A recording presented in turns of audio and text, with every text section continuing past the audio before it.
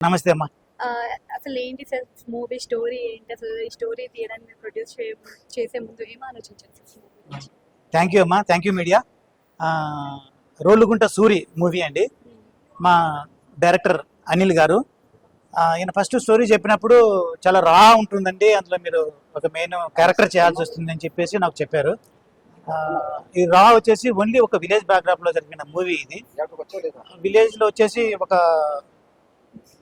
వ్యక్తి ఎవరైనా సరే ఏదైనా ఒక మంచి విషయం చెప్పినప్పుడు వినకపోతే కనుక ఎటువంటి అనార్థాలు జరుగుతాయి అన్న దాని మీద మెయిన్ ఆ కాన్సెప్ట్ మీద తీసుకొని స్టోరీని, అది ఒకటే కాకుండా స్టోరీని మల్టిపుల్ గా తీసుకొని చేసిన మూవీ. మన ఏ ఊర్లో షూటింగ్? ఎల్లమంచిలి చుట్టుపక్కల గ్రామాలలో తాళపాలెం నర్సింగ్పల్లి చుట్టుపక్కల గ్రామాల్లో ఇవి మొత్తం షూటింగ్ జరిగిందండి. అక్కడ గ్రామస్తులు కూడా మాకు బాగా సప్లై చేశారు.